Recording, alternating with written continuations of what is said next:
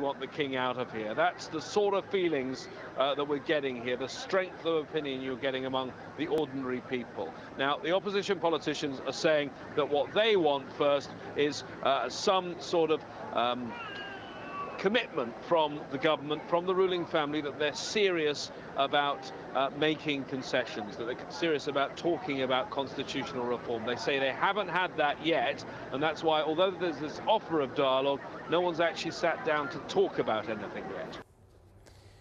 Tunisia's government said it's asked Saudi Arabia to extradite deposed President Ben Ali, who it has already accused of committing serious crimes. Well, Tunisian television released these pictures of treasures, money that were hidden around Ben Ali's palace. Hundreds of thousands of euros worth of money and diamonds were piled up in secret hiding places, including this necklace. They were all hidden behind a large bookcase. And the country was angered by reports that Ben Ali's wife fled the country with gold bars. Earlier, tens of thousands of people again demonstrated in Tunis, calling for the resignation of Mohamed Ghannouchi's transitional government. Well, still to come this half hour, Angela's angst. The German Chancellor suffers a humiliating defeat in critical elections, and standing firm public employees in the US state of Wisconsin in protest against the governor's proposed budget.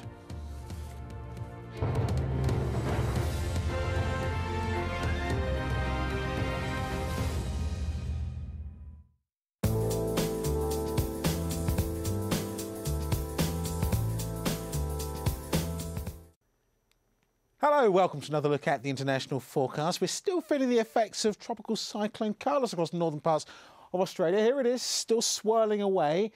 We are going to see some very heavy rain for northwestern areas of Australia over the next couple of days. I should say more heavy rain, maybe as much as 500 millimetres of rainfall just along that northwest coast. You can see how it's, if anything, reorganising itself as it just sinks its way a little further southwards and westwards over the next day or two. So expect to see further flooding across those northern parts of Western Australia. Some rather sharp showers too into the interior, pushing towards Alice Springs, back up towards the Gulf of Carpentaria. Rain too, that's making its way out of New South Wales, pushing into southern parts of Queensland.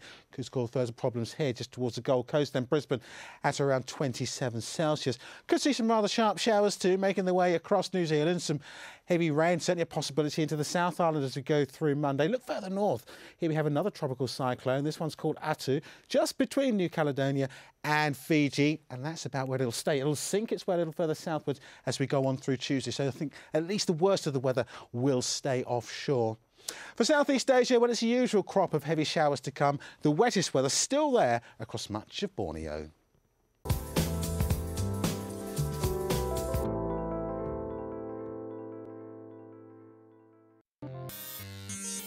As geeks take on dictators, bloggers turn dissidents, and social networks root for social justice, governments are going cyber, spying on their citizens, erecting firewalls like iron curtains, and closing down websites. We ask, is cyber-generated change virtual or real? Empire at this time on Al Jazeera.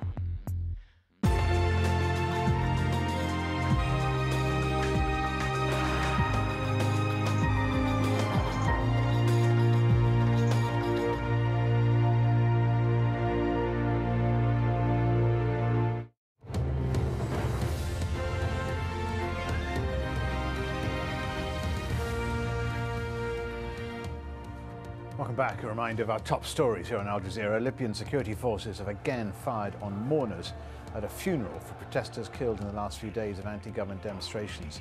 So 200 people have been killed. There are reports a curfew may be in place in Tripoli. Hundreds of pro and anti-government protesters have clashed in the Yemeni capital Sana'a. President Ali Abdullah Saleh says he is seeking a compromise with the protesters who are demanding that he step down. US Secretary of State Hillary Clinton says Bahrain must carry out political reforms immediately. Meanwhile, protesters remain camped out at the Pearl Roundabout in the capital, Manama. In Egypt, museums and other tourist attractions have started to reopen. 9 days after the fall of President Hosni Mubarak, hundreds of tourists flocked to the museum in Cairo, but some say they're nervous about the political climate there.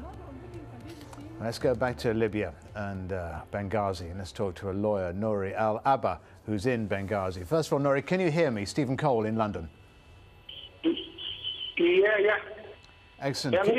Can you tell me what you've been seeing and hearing in Benghazi, Libya's second city today? Yes, as you said, Benghazi is the second city and huge city in the east of Libya. And now in Benghazi, since maybe 1 hour, the main security camp here in Benghazi already under control of the revolution. Now, just repeat that. You're saying the main government security compound is under the control of the protesters, of the demonstrators. Is that correct? They are attacked and enter inside this camp since 1 hour. 1 hour ago. So all of this camp is under control of the revolution. So are you saying then that Benghazi is no longer controlled by forces belonging to Muammar Gaddafi? Actually, I'll be honest, 90% under control. So are people on the streets of Benghazi today?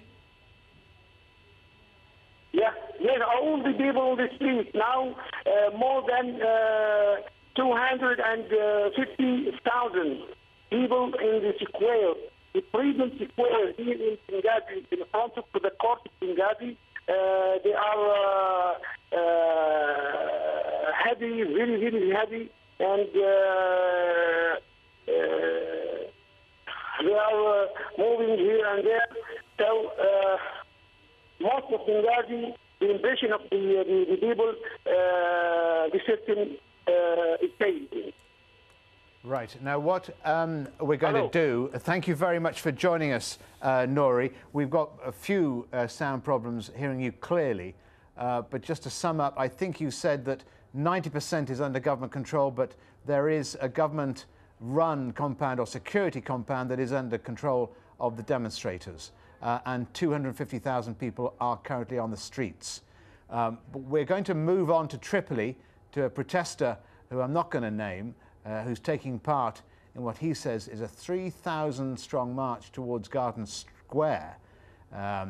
Let's hear what your story is. Hi. Hello. How are you, sir? Can you tell us what you're seeing and hearing and more about the march you're taking part in? About 1 hour ago, I don't know, a good 1,500, 2,000 people now gathered. They blocked all roads. They burn anything that's owned by the government on the way. I mean, we're now burning a picture of the president. That's why the noise is so loud and everybody's happy. There's women on the balconies screaming and singing and loving it. And this is all happening in Tripoli? Yeah.